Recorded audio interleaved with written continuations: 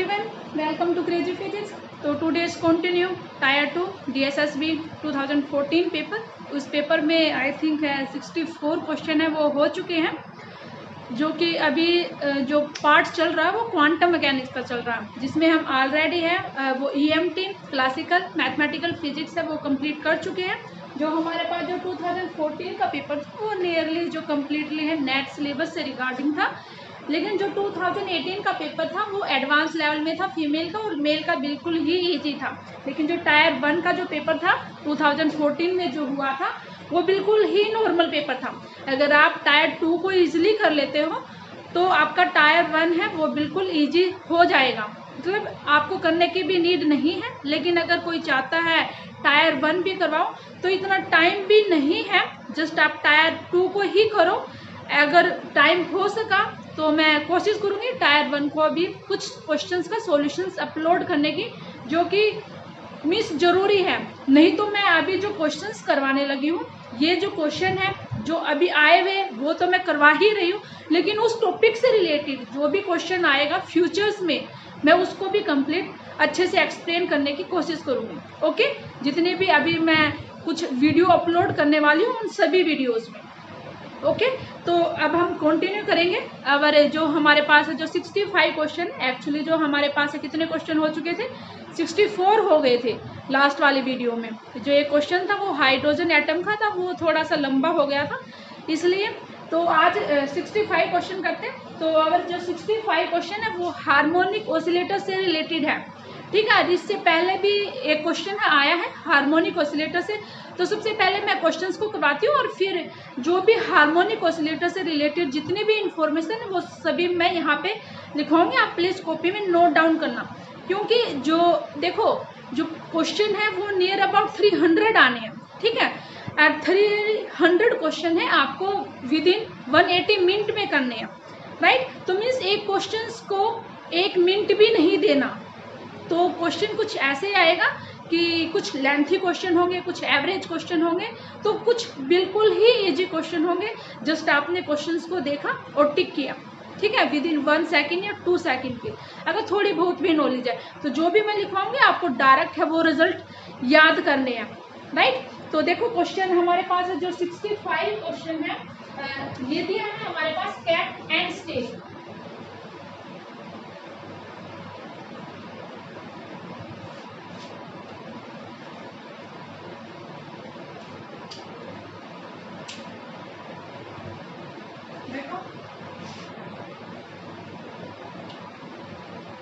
और 65 क्वेश्चन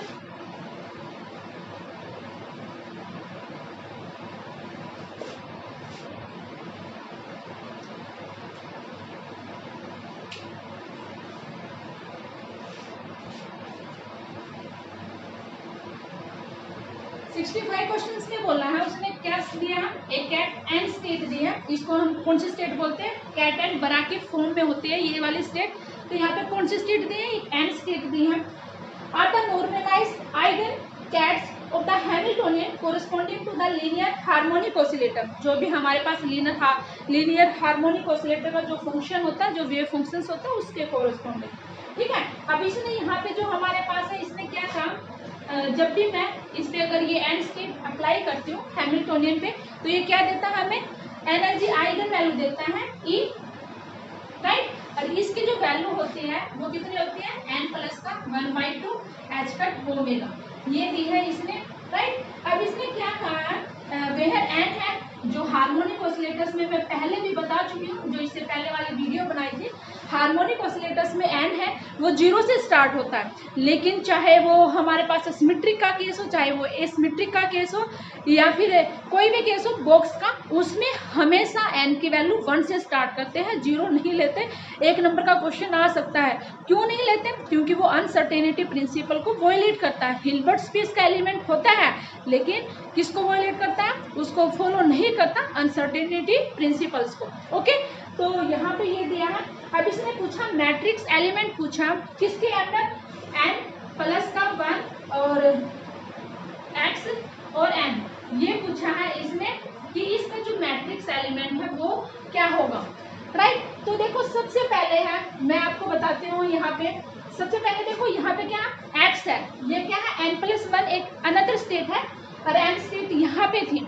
तो यहाँ पे सबसे पहले आपको क्या पता होना चाहिए, x का पता होना चाहिए कि जो x ऑपरेटर है, पोजिशंस ऑपरेटर है, वो क्या होता है इन हार्मोनिक ऑसिलेटर्स में। तो मैं बताती हूँ, यहाँ पे देखो x है, उसकी वैल्यू होती है √h अपॉन में 2m ओमेगा a प्लस का a डैगर। यहाँ पे a और a डैगर है, ये लोअरिंग एंड रेजिंग ऑपरेटर है, राइट। अब यहाँ पे आपको पता होना चाहिए जो a ऑपरेटर है और a डैगर ऑपरेटर है वो कैसे ऑपरेट करते हैं।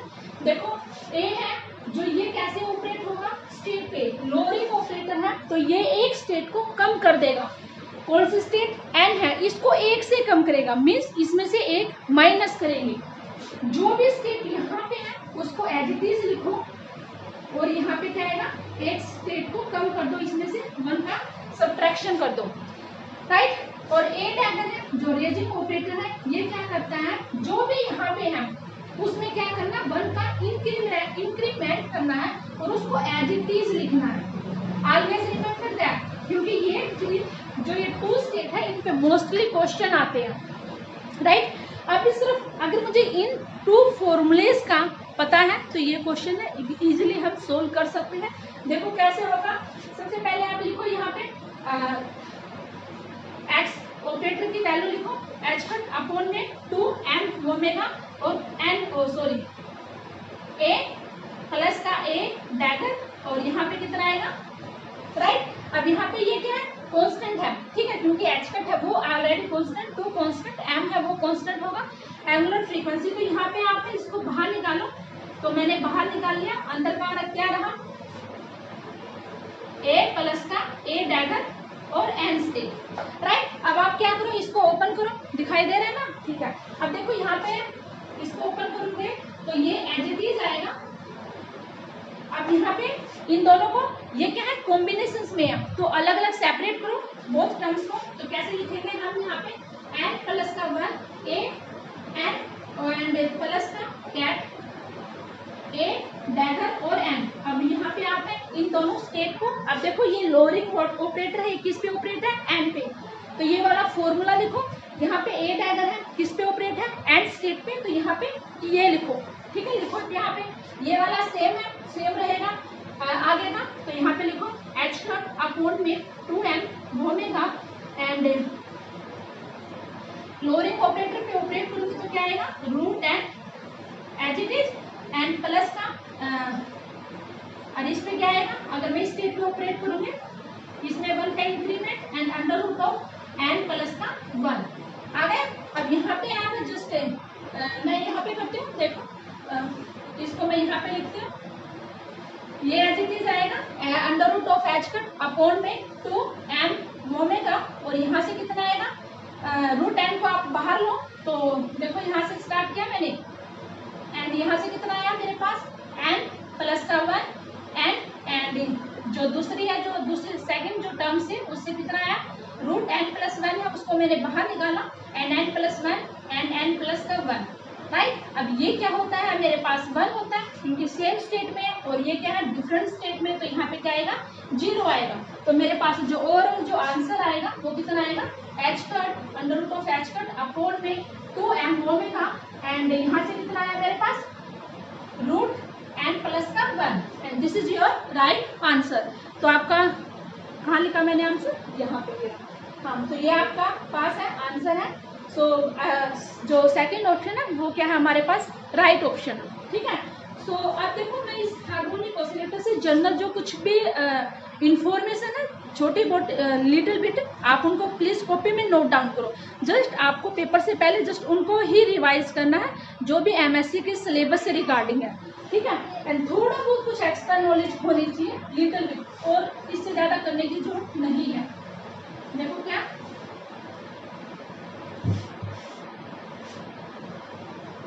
तो मेरे मार्कर नहीं चलते, पता नहीं क्या हो जाता है इनमें।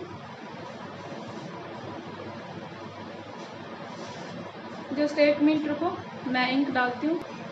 देखो कंटिन्यू करते हैं। अब देखो हार्मोनिक ऑसिलेटर का सबसे पहले वेव फंक्शंस बताती हूँ कैसे होता है, उसके कोरेस्पॉन्डिंग आइगन वैल्यू बताती हूँ कैसे होता है, और सभी ऑपरेटर्स में क्या होता है ये देखो। सबसे सबसे पहले जो वेव फंक्शंस होता है हमारे पास है वो क्या होगा, देखो एम ओमेगा अपॉन में pi h cut whole raise to power 1 upon में 4 e raise to power minus का m omega x square upon में 2 एच कट। ये होता है हमारे पास हार्मोनिक ऑसिलेटर से wave function, related wave function. ये हमारे पास है किसका, ग्राउंड स्टेट का है। फर्स्ट एक्साइटेड स्टेट का वो दूसरा होगा, वो सेम ये वाला वेव फंक्शन नहीं होगा, राइट। वहाँ पे नॉर्मलाइजेशन कांस्टेंट है वो भी डिफरेंट होगा, राइट। अब इसके कोरेस्पॉन्डिंग है जो हमारे पास है एनर्जी आइगन वैल्यू होती है वो कितनी होती है, एन प्लस का 1/2 एच कट ओमेगा, राइट। अब यहाँ पे जो इसके कोरेस्पॉन्डिंग जो मेरे पास है जो पोटेंशियल आती है, जो पोटेंशियल होते हैं वो किसके फॉर्म में होते हैं, half m omega x square, और ये कहाँ से कहाँ होते हैं, माइनस इन्फिनिटी ऐसे होती है, एंड यहाँ पे इनफाइनाइट या फिर जीरो होता है अदरवाइज, ठीक है। कुछ ऐसे होता है मेरे पास हार्मोनिक ऑसिलेटर का वेव फंक्शन। अगर मैं इस पोटेंशियल्स को जो अगर ट्रेस करती हूँ तो वो कैसा होगा, लाइक दैट, कुछ ऐसा होगा। हार्मोनिक ऑसिलेटर है लाइक दैट, कुछ ऐसा, राइट। ये होता है मेरे पास हार्मोनिक ऑसिलेटर के पोटेंशियल्स को ड्रॉ कैसे करते हैं, ऐसे। अब यहाँ पे जो मेरे पास है जो पोजीशन ऑपरेटर होता है वो कैसे होता है, under root of h cut upon में 2 एम ओमेगा ए प्लस का ए डैगर, एंड मोमेंटम जो ऑपरेटर होगा वो कैसे होगा मेरे पास, under root of h cut m omega upon में 2 एंड ए माइनस का ए डैगर, ठीक है। ये है मेरे पास है पोजीशन ऑपरेटर होता है, एंड ये मेरे पास क्या होता है, मोमेंटम ऑपरेटर होता है। अब यहाँ पे जो मेरे पास है raising operator and lowering operator है वो कैसे होता है, जो ए लोअरिंग ऑपरेटर वो कैसे होता है, एम ओमेगा अपॉन में 2 एच कट एक्स प्लस का आयोटा पी अपॉन में क्या होगा हमारे पास, under root of m omega upon में 2 एच कट एक्स प्लस का iota p and m omega, right. And जो मेरे पास है जो सेकंड जो ऑपरेटर होगा वो किसके इक्वल होगा, एम ओमेगा अपॉन में 2 एच कट एक्स माइनस का आयोटा पी अपॉन में एम ओमेगा, राइट। ये मेरे पास है ए और ये मेरे पास a dagger, positions operator and momentum operator आ गया। अब अगर वो पूछ लेता है क्या, एक्सपेक्टेशंस वैल्यू ऑफ पोजीशंस की, मोमेंटम की, and expectation value of a and expectations value of a dagger, इनकी क्या होती है। देखो मैंने क्या बताया था पहले ही वाले वीडियो में, मैंने ये बताया था कि हमें जो है हमने ट्रिक से चलना, ठीक है, कॉन्सेप्ट अप्लाई करने हैं, प्रोसीजर से जहाँ तक क्वेश्चन हो और हमें उसका ट्रिक पता हो तो उसको अवॉइड करना है, ठीक है। तो यहाँ पे हमें इजीली बता सकते हैं ये क्या है, रियल वेव फंक्शंस है। यहाँ पे कोई भी आयोटा या इमेजिनरी लाइक कोई भी वेव फंक्शंस नहीं है। इस टाइप के वेव फंक्शंस में जो एक्सपेक्टेशंस वैल्यू होती है किसकी, मोमेंटम की, वो ऑलवेज क्या होगी, जीरो होगी। क्यों होगी, क्योंकि जो एक्सपेक्टेशंस वैल्यू जो मोमेंटम की वो जीरो होती है, किसके लिए, for all real wave functions के लिए। तो यहाँ पे रियल वेव फंक्शंस है, जस्ट आपको इतना पता है रियल वेव फंक्शंस है, then easily you can find within 1 second, right, expectations value of momentum is equal to 0. Now how can we find the expectations value of positions for harmonic oscillator? तो जब भी हम harmonic expectations value निकालते हैं किसकी, positions की, तो सबसे पहले आपको क्या ड्रॉ करो, या तो आप पोटेंशियल्स ड्रॉ करो या फिर आप क्या ड्रॉ करो, वेव फंक्शंस ड्रॉ करो। अब यहाँ पे पोटेंशियल्स देखो, ये जो पोटेंशियल है वो किस पॉइंट के अबाउट सिमेट्री है, मैंने पहले वाले लेक्चर्स में भी बताया। तो यहाँ पे देखो ओरिजिन से जैसा सेम राइट साइड में सेम वैसा ही ओरिजिन से लेफ्ट साइड में है। तो यहाँ पे किस पॉइंट के अबाउट सिमेट्री है, जीरो के अबाउट सिमेट्री है। तो यहाँ पे जो एक्सपेक्टेशंस वैल्यू होगी किसकी, पोजीशंस की, वो क्या होगी मेरे पास, जीरो होगी, राइट। एंड सेम आपको ये ए और ए डैगर है, इनकी जो एक्सपेक्टेशंस वैल्यू होगी यहाँ पे भी ये भी क्या होगी, जीरो होती है, समझ गए। अब अगर आ जाता है अनसर्टेनिटी इन पोजीशंस, तो अनसर्टेनिटी इन पोजीशंस कैसे फाइंड आउट करते हैं, del x which is equal to under root of x square minus का, तो ये क्या आ गई मेरे पास, जीरो आ गई। अब मुझे क्या कैलकुलेट करना है, इसको कैलकुलेट करना।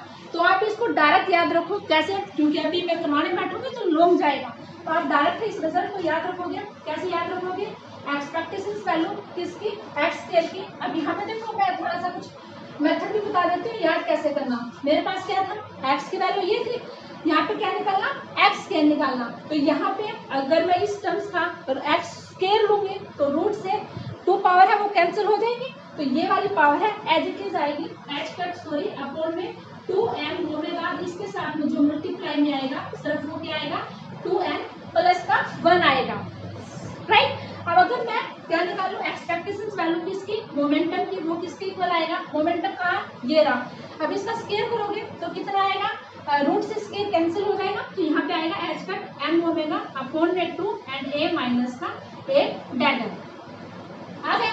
तो ये तो थे मेरे पास है कुछ जनरल इंफॉर्मेशन। ए और ए डैगर की वैल्यू है मैंने पहले बता दी है कि वो कैसे है स्टेट पे अप्लाई होते हैं। सेकंड दैट अगर वो क्या पूछ लेता है, मैंने ये तो बता दिया जनरल, अगर वो पूछ ले क्या expectations value of x cube की या एक्स रेज़ टू पावर 5 की या एक्स रेज़ टू पावर 7 की, कुछ भी पूछ ले, ऐसे कुछ भी पूछ सकता है ना वो, तो क्या होगा 0 होगी, क्योंकि जितनी भी ओड टर्म्स होगी ना, ऑलवेज रिमेंबर याद रखना, क्या जो भी ओड पावर होगी एक्स की, यहाँ पे 3 है, ओड है 5 7, जितनी भी ओड पावर है, चाहे वो एक्स रेज़ टू पावर 21 क्यों ना पूछ ले, तो वो सभी की एक्सपेक्टेशंस वैल्यू क्या होगी 0 होगी।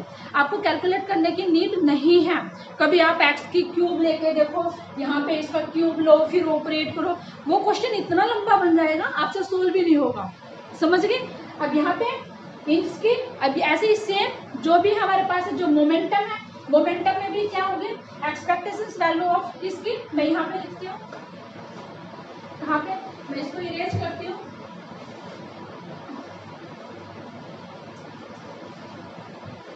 Expectations value same p cube p raise to power 5, कुछ भी पूछ ले सभी की क्या होगी 0 होगी। अब देखो पी की भी बता दी, पी स्क्वायर की भी बता दी, पी क्यूब की ओड है वो भी 0 होगी। अब लास्ट में अगर वो इवन टर्म्स में पूछ सकता है तो लास्ट में एक्स रेज़ टू पावर या तो 4 पूछेगा या फिर पी रेज़ टू पावर 4 पूछेगा, इवन पावर्स में इससे ज़्यादा वो नहीं पूछेगा, समझ गए, इससे ज़्यादा नहीं पूछेगा। ओड में पूछ सकता है क्योंकि ओड का आपको डायरेक्ट रिजल्ट याद रखना है। अब अगर वो p raise to power sorry ये पूछ ले इसकी एक्सपेक्टेशंस वैल्यू कितनी होती है, तो आप यहाँ पे देखो, यहाँ पे कितना आएगा h cut m omega upon में 2, ये डायरेक्ट रिजल्ट याद रखो 6n स्क्वायर प्लस का 6n प्लस का 3, राइट। अगर सेम अगर वो एक्स में पूछ लेता है तो यहाँ पे कितना आएगा एच कट अपॉन में 2m omega whole raise to power square and 6n square plus का 6n प्लस का 3। आपको जस्ट इतनी नॉलेज होनी चाहिए रिगार्डिंग हार्मोनिक ऑसिलेटर के टॉपिक से रिलेटेड, समझ गए, और इससे ज़्यादा आपको करने की नीड नहीं है। अब लास्ट में अगर वो पूछ सकता है तो क्या पूछ सकता है, प्रोडक्ट पूछ सकता है, किसकी, अनसर्टेनिटी पोजीशंस की एंड मोमेंटम की, इन दोनों की अगर वो प्रोडक्ट पूछता है तो इन दोनों की आप प्रोडक्ट है कैसे फाइंड आउट करोगे। अभी मैंने जो रिजल्ट है इन दोनों की बताई है, क्या हमारे पास है एक्स की वैल्यू 0 होगी। अब एक्स की वैल्यू मैंने कहाँ लिखी थी, ये जो 2m प्लस 1 यहाँ पे ये लिखा था ना। अब देखो इसको कैसे लिखते हैं, इसको भी मैं बताती हूँ, इसको मैं इरेज करती हूँ। देखो ये है मेरे पास ऐसे होगी एक्स स्क्वायर माइनस का एक्स इसका स्क्वायर। अब इसकी तो मेरे पास है 0 आ गई, इसकी जो वैल्यू थी वो क्या थी मेरे पास एक्स है ना यहाँ पे, हाँ, तो यहाँ पे कितना आएगा h cut 2m omega 2n plus का 1 आ गया। तो यहाँ पे लिखो अंडर रूट ऑफ इसमें आएगा। अब यहाँ पे ये किसकी टर्म्स आएगी, इसकी वैल्यू आ गई। अगर अनसर्टेनिटी पूछ लेता पोजीशंस में तो यहाँ पे जस्ट रूट लगाना है आपको। छोटी छोटी बातें हैं लेकिन इम्पोर्टेंट है, ठीक है, आपको 1 मार्क्स दे देगी। अब यही पे देखो क्या आएगा एच कट अपॉन में 2m ओमेगा 2n प्लस का 1 under root of same as momentum की कैसे लिखेंगे h cut m omega upon में 2 इंटू 2n प्लस का 1 आ गया। m ओमेगा से m ओमेगा वो कैंसिल हो गया, तो यहाँ पे h कट बाई 2 टाइम्स है, तो यहाँ से ये आ गया और यहाँ से मेरे पास है ये आ गया। तो आई थिंक है मेरे पास ये वाली वैल्यू आएगी। प्रोडक्ट करके देखना आप 2n plus 1 H cut by 2, इन दोनों की अनसर्टेनिटी का प्रोडक्ट है वो क्या आएगा h cut by 2 into 2n plus 1, right. अब देखो नेक्स्ट क्वेश्चन करते हैं। इस क्वेश्चन से रिलेटेड आपको इतनी ही नॉलेज होनी चाहिए। अगर आपको इतनी नॉलेज है तो आप हार्मोनिक ऑसिलेटर के कोई भी क्वेश्चन आ जाए आप उसको स्किप नहीं करोगे, तो ये सभी आपको याद रखनी है। ठीक है, चाहे आप कैसे भी याद रखो, क्योंकि अगर आप पहले करते तो प्रैक्टिस इजीली याद हो जाती है। समझ गए? आप इतना आपको करोगे नहीं, प्रैक्टिस इतनी होगी नहीं, तो आप जस्ट इनको डायरेक्ट रिमेंबर रखो, आपके लिए इजी रहेगा। नाउ द नेक्स्ट क्वेश्चन कहाँ है? एक मिनट, क्वेश्चन कहाँ है मेरा? नेक्स्ट क्वेश्चन है क्वेश्चन नंबर 66। देखो 66 क्वेश्चन में क्या कहा इसने? क्वेश्चन को पढ़ो क्या है 66। इसने बोला 66 क्वेश्चन है वो भी है लीनियर हार्मोनिक ऑसिलेटर से। एक्चुअली जो हार्मोनिक ऑसिलेटर का जो टॉपिक है ना, अपने आप में ही बहुत बड़ा कंप्लीट, अगर उसी टॉपिक को करवाए तो 2 या 3 लेक्चर्स में कंप्लीट होगा। Same as that hydrogen atom का भी लेक्चर्स और सॉरी टॉपिक है वो बहुत बड़ा है। ठीक है, तो यहाँ पे जस्ट मैंने कुछ इन्फॉर्मेशन दी थी लिटिल बिट। अब जो नेक्स्ट क्वेश्चन है वो हार्मोनिक ऑसिलेटर से है, लेकिन उससे थोड़ा सा हटके है, वो कोहेरेंट स्टेट से रिलेटेड है। क्वेश्चन क्या है? देखो, in the linear harmonic oscillator दिया है। अच्छा ठीक है, प्रोब्लम द कोहेरेंट स्टेट है इज गिवन बाय क्या है? ये है एक कोई स्टेट दे दी, कोई भी arbitrary state alpha state, and which is equal to, जो कि किसके इक्वल होगा? And summation over n equal to 0 1 2 up to sum of infinity and c and ket n state. ये दे दी वेयर जो कैट एन स्टेट है are the normalised eigen ket है और the Hamiltonian the coefficient Cn। तो मुझे इसकी वैल्यू फाइंड आउट करनी है, Cn की वैल्यू फाइंड आउट करनी है, ये वाली बतानी है।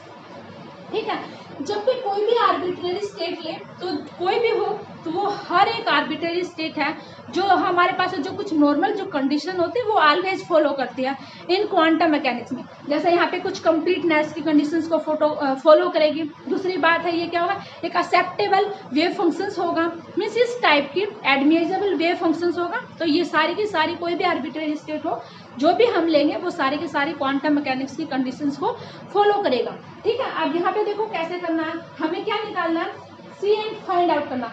अब मैं इस स्टेट को, जो मेरे पास जो कोई भी एक आर्बिट्रेरी स्टेट है, इसको मैं अप्लाई करती हूँ किस पे? लोअरिंग ऑपरेटर्स पे। मीन्स कैसे? यहाँ पे मैंने ये लिया, एक स्टेट ले ली, अब इसको किस पे अप्लाई करूँ मैं? लोअरिंग स्टेट पे अप्लाई करना। तो आप करो ए अल्फा। दूसरी बात क्या होगा? अच्छा, अगर मैंने ये यहाँ पे लिया तो ये क्या होगा? अगर ये कोई आर्बिट्रेरी स्टेट है तो यहाँ पे इस स्टेट के कोरस्पॉन्डिंग है वो जो आइगन वैल्यू है वो अल्फा देगा। अब ये वाले स्टेट की वैल्यू है, इसमें आप है पुट करो तो यहाँ से कितना आएगा? एन है, लिखो या ना लिखो, क्योंकि एन है उसने क्या दे रखा? नॉर्मलाइजेशन कांस्टेंट लिख रखा। आप लिखो तो आपकी इच्छा, नहीं लिखो तो भी कोई बात जरूरी नहीं है। अब आप वहाँ से लिखो summation over n equal to 0 up to sum of कुछ भी and c n same as that. यहाँ पे अप्लाई करो इसको। क्या किया मैंने? ऐसे होगा नहीं है? हाँ,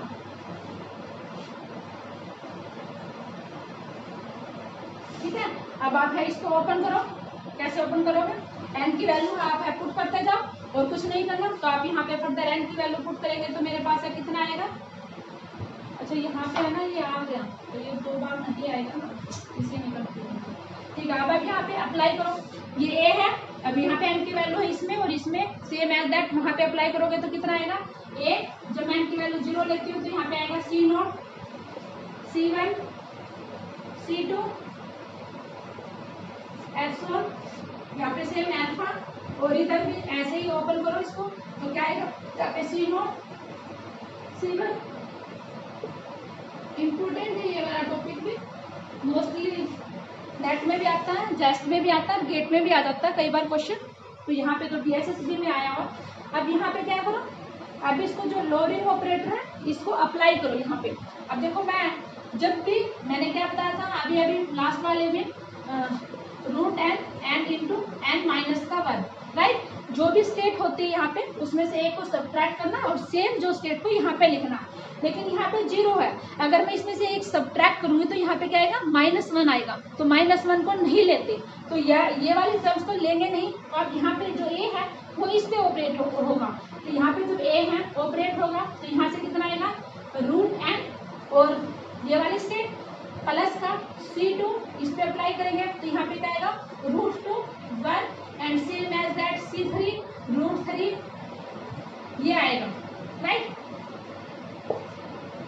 मैंने सिर्फ लोअरिंग ऑपरेटर अप्लाई किया 1 पे एंड 2 पे। 1 पे अप्लाई करूंगी 0 आएगा, ये एज इट इज इस फॉर्मूले से। 2 पे अप्लाई करूंगी तो √2 एज इट इज, इसमें से एक सब्ट्रैक्ट कर दो 1। अब यहाँ पे जो नेक्स्ट टर्म आएगी वो 3 लिखेंगे, जो कि मैंने नहीं लिखी, तो √3 एंड कैट 2 स्टेट, राइट। अब यहाँ पे सेम अल्फा अप्लाई करो तो यहाँ से कितना आएगा अल्फा C0 प्लस का अल्फा C1 प्लस का अल्फा C2 आ गया, ठीक है। अब यहाँ पे अब देखो क्या करना है, अब आपको कंपेयर करना है। अब यहाँ पे देखो कैट 0 स्टेट है, यहाँ पे भी कैट 0 स्टेट है, तो आप इनको कंपेयर करोगे तो कितना आएगा C1 √1 which is equal to किसके इक्वल आएगा अल्फा C0 की। अल्फा C0 आ गया। अब यहाँ से है जो मेरे पास है किसकी, किसी की भी वैल्यू निकाल लो। जैसे अगर मैं C1 की वैल्यू निकालती हूँ तो यहाँ से C1 की वैल्यू किसकी इक्वल आएगी अल्फा C0 √1 आ गई मेरे पास। कब मैंने कब आई, जब मैंने कैट 0 स्टेट को एक दूसरे से कंपेयर किया, क्योंकि बोथ आर इक्वल थे। अब यहाँ पे सेम कैट 1 है एंड कैट 1 स्टेट यहाँ पे, अब इनको कंपेयर करो तो यहाँ पे कंपेयर करोगे तो कितना आएगा मेरे पास C2 √2 which is equal to जो कि किसके इक्वल आएगा अल्फा एंड C1, यही आ गया। अब मुझे क्या निकालना है, यहाँ पे C2 की वैल्यू निकालूंगी तो कितना आएगा C2 which is equal to alpha C1 and √2। नहीं दिखाई दे रहा, कोई बात नहीं, मैं ऊपर लिखती हूँ, देखो यहाँ पे लिखती हूँ, देखो C2 √2 which is equal to alpha C1। यहाँ पे मैंने C1 की वैल्यू निकाली थी, तो यहाँ पे आप C2 की वैल्यू निकालोगे तो कितना आएगा अल्फा C1 √2 आ गया। लेकिन C1 की वैल्यू मेरे पास है, इस C1 की वैल्यू को आप यहाँ पे पुट करो इस इक्वेशंस में, तो then we get alpha upon में √2। C1 की वैल्यू कितनी आएगी अल्फा C0 एंड √1 आ गई। तो यहाँ से क्या आ गया मेरे पास अल्फा स्क्वायर √2 √1, ऐसे ही हमारे पास है, तो इसको कैसे लिखेंगे √2 इसका फैक्टोरियल एंड C0। अब देखो जब मेरे पास C2 था तो यहाँ पे देखो ध्यान से देखो, इसी को C2 था तो अल्फा की पावर कितनी है 2 है, मतलब जितना भी कोफिशिएंट है C का उतना ही मेरे पास पावर 2 है, और सेम उतना ही मेरे पास है फैक्टोरियल है 2 का। अब यहाँ पे देखो C1 की वैल्यू अगर आपको दिखाई दे रही, जो कि मैंने ये थी C1 की, C1 में क्या था यहाँ पे ये है, इसके सबस्क्रिप्ट में अगर 1 है तो इसकी पावर भी 1 है, नीचे फैक्टोरियल भी रूट भी 1 का है, राइट। तो इसको हम जनरल फॉर्म में कैसे लिखेंगे Cn, जो कि इसने जनरल फॉर्म पूछी थी, तो जो कि किसके इक्वल आएगी alpha raise to power n divide में √n factorial, and this is your right answer, right. तो इस क्वेश्चन को हमने ऐसे सोल्व करना था। ओके, now go with the next question, question number 67।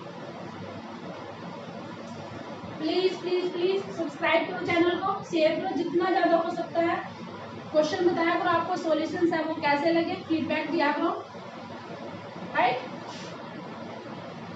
Now next question, question number 67। कोशिश करूंगी आज या कल में 80 क्वेश्चन तक कंप्लीट करने, राइट। तो नेक्स्ट क्वेश्चन देखो हमारे पास है, इसने बोला था wave functions of a particle is given by, wave function का कुछ ऐसा दिया है psi which is equal to 1 upon में √2 φ0 प्लस का आयोटा φ1। ये क्वेश्चन है, where φ0 and φ1 are the normalised eigen function with energy, इसके जो कोरिस्पोंडिंग है, इस फंक्शंस के कोरिस्पोंडिंग जो एनर्जी है वो E0 है, और इसके कोरिस्पोंडिंग है वो कितनी है E1 है। अब ये ग्राउंड स्टेट एनर्जी और ये फर्स्ट एक्साइटेड स्टेट है। क्या पूछा इसने हैमिल्टोनियन, इसने पूछा एक्सपेक्टेशंस वैल्यू बताओ आप किसकी हैमिल्टोनियन की बताओ। अब आप देखो कैसे आएगी, एक मिनट रुको,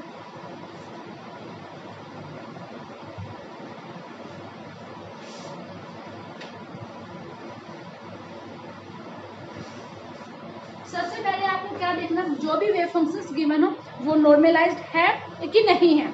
अब यहाँ पे नॉर्मलाइज्ड कैसे चेक करते हैं मैं बताती हूँ, देखो शॉर्टकट वे में कैसे चेक करना, कैलकुलेशंस करोगे तो उसमें थोड़ा टाइम लगेगा। जो भी वेव फंक्शंस गिवन है, राइट, जो भी स्टेट गिवन है उनके आगे जो भी कांस्टेंट है उनका स्केयर करो और उनको एडअप कर दो। अगर उनका स्केयर और एडअप करने के बाद 1 तो आ जाता है तो नॉर्मलाइज्ड है, अगर 1 नहीं आता तो वो नॉर्मलाइज्ड नहीं है। देन हमें क्या करना, उसको नॉर्मलाइज्ड करना सबसे पहले, ठीक है। अब यहाँ पे देखो इसके आगे क्या है 1/√2, राइट। तो 1/√2 है। अब मैं इसका स्क्वायर लूंगी तो कितना आएगा, जस्ट मैं आपको शॉर्टकट में बता रही हूँ। 1/2, यहाँ पे क्या है, आयोटा है, आयोटा का स्क्वायर है वो 1 होगा, लेकिन मैग्नीट्यूड में, सॉरी, आयोटा का स्क्वायर -1 होता है, लेकिन मैग्नीट्यूड में लूंगी तो कितना आएगा, 1।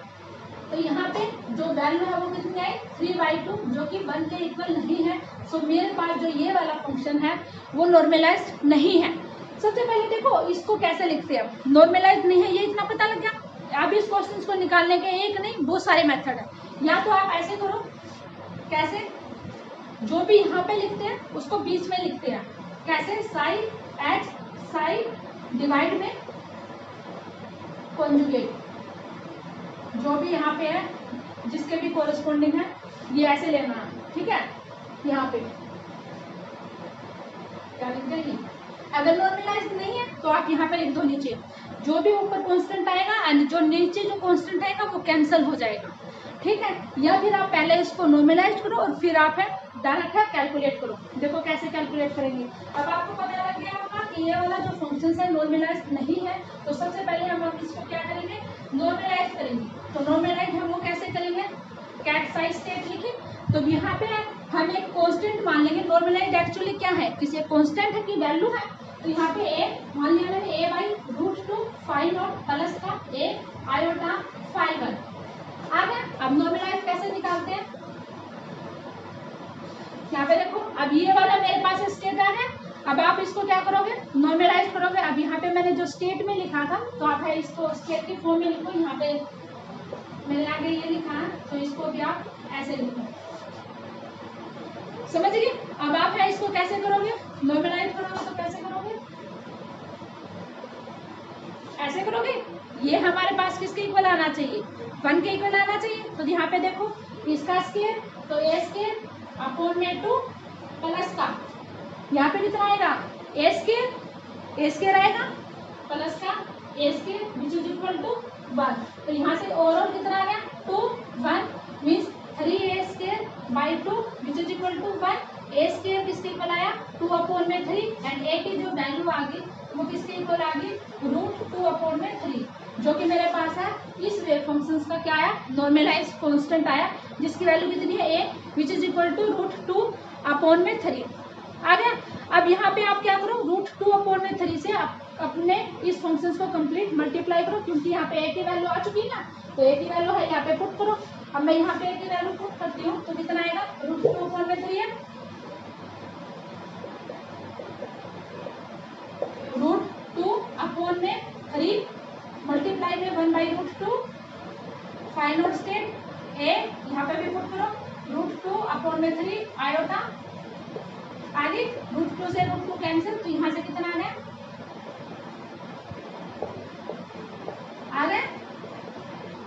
अब आप इसको नॉर्मलाइज करके देखो तो आपके पास है 1 आ जाएगा। इसका स्केल करेंगे 1/3, इसका स्केल करेंगे तो कितना आएगा, 2/3, दोनों को ऐड करेंगे तो कितना आ जाएगा, 1 आ गया। तो ये मेरे पास है क्या आ गया, नॉर्मलाइज्ड वेव फंक्शंस आ गया। अब मुझे निकालनी क्या थी, एक्सपेक्टेशंस वैल्यू निकालनी थी ना, किसकी, हैमिल्टोनियन की। क्या निकालनी थी, हाँ, एक्सपेक्टेशंस वैल्यू हैमिल्टोनियन। तो यहाँ पे क्या होगी, मेरे पास जो आर क्या है वो किसके इक्वल आएगा,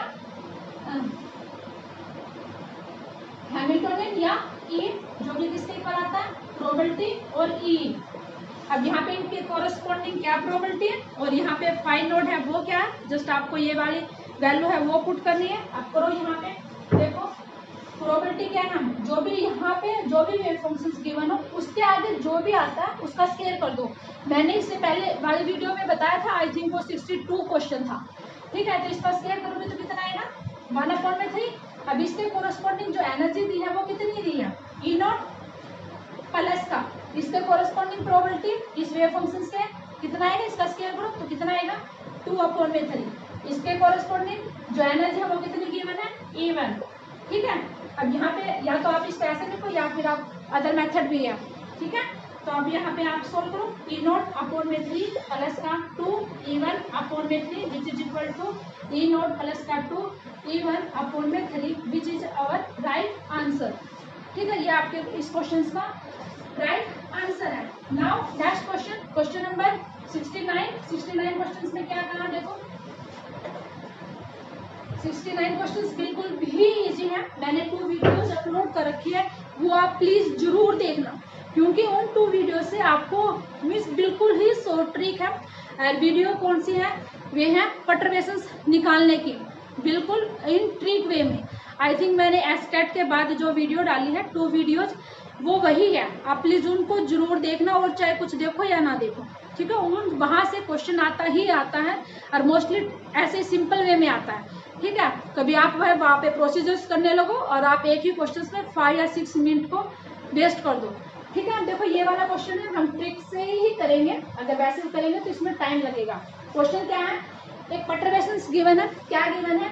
h prime which is equal to ax, right. अब इसने क्या बोला है? Where a is a constant, ठीक है, कांस्टेंट है। अच्छा, is added to the infinite scalar, कैसे है? मेरे पास है इस टाइप का है, 0 इनफाइनाइट, और 0 कहाँ से कहाँ है? 0 x पाई, एंड इनफाइनाइट है वो कहाँ से है? Otherwise, right. द करेक्शंस बतानी है to the ground state energy to the first order.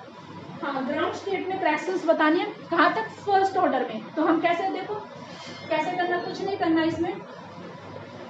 Ground state में बतानी है फर्स्ट ऑर्डर तक। जब भी इस टाइप की मेरे पास क्या जाती है? परटर्बेशन आती है। मेरे पास है, यहाँ पे देखो क्या है? a है वो कांस्टेंट है, यहाँ पे क्या है? x है। अब यहाँ पे देखो अपने पोटेंशियल को देखो, तो यहाँ पे भी जो x है वो कहाँ से कहाँ? 0 से पाई तक है, ठीक है। तो सबसे पहले आप अपने पोटेंशियल को ड्रॉ करो, या तो कैसे है? कुछ ऐसे है, और इसकी कहाँ से कहाँ तक है? 0 से पाई तक है। अब आप ये क्या देखो, अब देखो वैसे अगर जनरली बताओ तो कैसे निकालते हैं परटर्बेशंस? इन फर्स्ट ऑर्डर में हम ऐसे निकालेंगे, क्या? जो भी मेरे पास है इसका जो फंक्शन था, sorry, psi n h prime and psi n, right. Psi n क्या है? सॉरी, यहाँ पे एच प्राइम की वैल्यू जो परटर्बेशन टर्म्स है उसको पुट कर दो। ए है वो कांस्टेंट आ गया, साइन एन एक्सपेक्टेशंस। अब ये क्या है? एक्सपेक्टेशंस वैल्यू आ गई किसकी? पोजीशंस की। क्या आ गई? एक्सपेक्टेशंस वैल्यू पोजीशंस की। मैंने बताया था कैसे हम इजी वे में एक्सपेक्टेशंस वैल्यू ऑफ पोजीशंस कैसे फाइंड आउट करते हो? पोटेंशियल्स को ट्रेस कर लिया। अब यहाँ पे देखो ये पोटेंशियल है, ये किस पॉइंट के अबाउट सिमेट्री है? यहाँ पे देखो π/2 पॉइंट की, मीन्स इस π/2 से जैसा यहाँ पे है इस रीजन में, जो जैसा पोटेंशियल यहाँ पे है सेम रीजन में यहाँ पे है, तो यहाँ पे जो एक्सपेक्टेशंस वैल्यू आ गई तो यहाँ पे डायरेक्ट पुट कर दो a π/2। So this is our right answer, ठीक है। तो इस क्वेश्चन को हमने ऐसे करना था, या फिर दूसरे मेथड में जो भी यहाँ पे गिवन हो कांस्टेंट को छोड़ के उसके एक्सपेक्टेशंस निकालने हैं, ठीक है। एक्स के एक्सपेक्टेशंस कैसे निकालते हैं? या तो आप पोटेंशियल्स को ट्रेस करो, या फिर जो सेकंड मेथड है विड्थ डिवाइडेड बाय 2। विड्थ कितनी है यहाँ पे? कैसे निकालते हैं विड्थ? सेकंड मेथड है ये, पाई माइनस का 0 डिवाइड में 2। तो हमारे पास जो विड्थ कितनी आ गई? π/2। तो यहाँ पे है एक्सपेक्टेशंस वैल्यू पोजीशंस के प्लेस पे इसकी वैल्यू पुट कर दो, तो आपको भी आपके पास आंसर आ जाएगा, विच इज इक्वल टू कितना आएगा? a π/2। Okay, now next question, question number 17।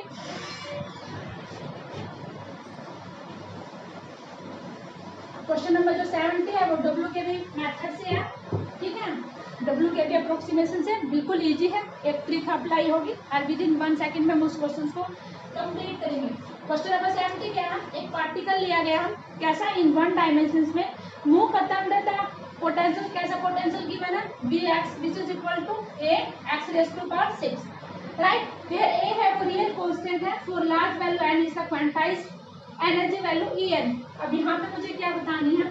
En find out करना, ये n पे क्या डिपेंडेंसी देता है, मुझे वो वाली वैल्यू आपको बतानी है कि मीन्स n की पावर में क्या आती है, एनर्जी है वो n पे कैसे डिपेंड करता है, राइट। अब जस्ट इसका आपको डायरेक्ट फॉर्मूला याद रखना, क्या ये क्या है? जो भी पोटेंशियल हो, पोटेंशियल गिवन है, इसमें x की जो भी पावर हो उसको कुछ भी मान लो, अल्फा बीटा जो भी आपका मन करता है। जैसे मान लिया मैंने इसको क्या है, अल्फा है कितना है 6, ठीक है। तो आप डायरेक्ट फॉर्मूला है क्या, कैसे निकालते हैं? एन जो भी यहाँ पे लिया आपने, अल्फा लिया तो आप अल्फा लिखो, बीटा लिया तो आप यहाँ पे बीटा लिखो, उसको 2 से मल्टीप्लाई करो, नीचे उसको 2 में ऐड कर दो,